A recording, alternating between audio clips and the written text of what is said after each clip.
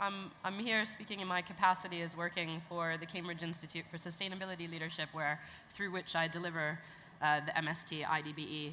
And CISL has put a lot of thought into the SDGs and their work with business. So we're an institute that bridges research with business practice, because we believe that a sustainable world is a profitable world, that businesses can profit and thrive in that world, but they need to maybe learn how to do that better, be directed. So my talk is going to be based on these two reports, which are accessible from our webpage, my brief talk. So the main thing is that global economic development has enhanced the quality of life for billions of people around the world, and that's great.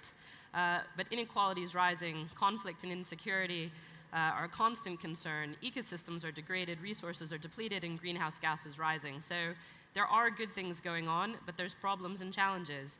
The current trends are detrimental to communities, environments, and businesses, and long-term economic prospects. So we need to align our wider economy with the Sustainable Development Goals. The thing is, business as usual is not delivering enough progress. We can't keep going the way that we're going and expect to get anywhere good. In many regions and sectors, commercial activity is leading to a negative, if unintended, consequence. So society is increasingly looking to businesses to embrace wider responsibility beyond the limits of their traditional operations. Now, we're asked for a wish list for government or businesses, and I guess I'm going to make the argument, I'm talking about what business can do. Maybe you can tell by my accent, I'm American. You can't rely on the government to always do the right thing or stick with the decisions that you thought were packed. So really it's up to businesses. You can do it. You don't need the government, although it helps. If you wait for government, it might be too late and you might be behind the pack. So what do the Sustainable Development Goals mean to you? For business, the SDGs represent a unique opportunity by providing a global framework with visible outcomes, long-term horizon, offering direction for policy, investment, innovation, and untapped markets.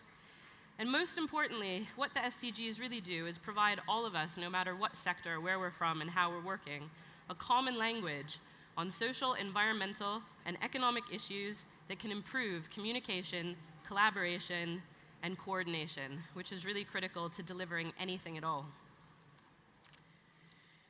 So CISL has developed a 10-year plan to lay the foundations for a sustainable economy, and we think that it's the role of government and the finance sector, but also massively of business. And we have 10 tasks that we've sort of come up with. And you see the Sustainable Development Goals. I mean, 17 is a lot. Maybe it's hard to get your head around. We've clocked them into 6, which I think David was also talking about. They're interrelated.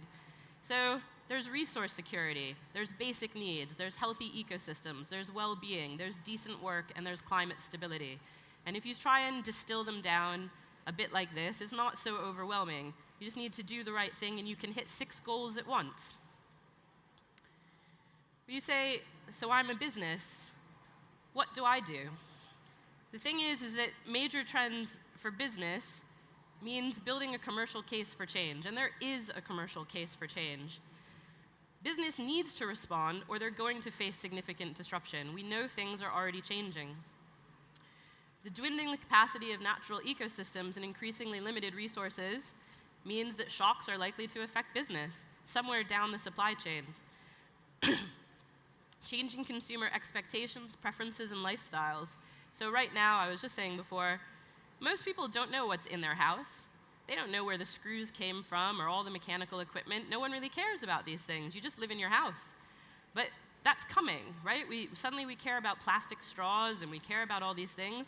What about when someone says, well, where does all my piping come from? Where's the metalwork? Where's the paint? What's the sourcing? What's happening to these chemicals? What is my impact on the environment through the things that I'm doing? What child labor is digging these things out of the ground in some country far away? So suddenly businesses are going to need to take more responsibility for these things because consumers are starting to care. Stronger environmental regulation may affect current models of profitability, but also create new opportunities for innovation and market growth. So again, either as a business you're leading or you're reactive. And if you're reactive, you're too late because there's a number of businesses already moving in this direction. And finally, rising political uncertainty and protectionism hampers coordination and a current and short-term thinking, which I think I slightly already covered. So, 8 business-led approaches to the potential to promote systemic change, because that's what we really need, systemic change across the board. So 1 to 3, acknowledge the need for change and position the business for a sustainable future, experiment with sustainable business models, and treat the SDGs as a holistic agenda. This is all about aligning your core business. Like, do you have a business vision? Do you know what your core business is about for now, for the future, 20 years, 50 years? Do you envision your business existing in 50 years? What's it like? What's it doing? You should know these things. 4 and 5, take an early lead on the most material issues and communicate your ambition to others, and set a vision for a sustainable sector and build the evidence for others to follow. There's some great work with companies working with their supply chains, with business collaborations. You're not in it alone. We're here together. We work together. So this is all about demonstrating leadership and building momentum. And then 6 to 8, bring people along on the journey, bring the key parties on board to create a better conversation and collectively intervene, and help governments to raise the bar. Don't rely on the governments to do it for you. You are the people, you are the community, society, so government listens to you. You need to create a space for innovation, collaboration, and leadership, and you're part of the conversation together. So that is my wish list. Thank you.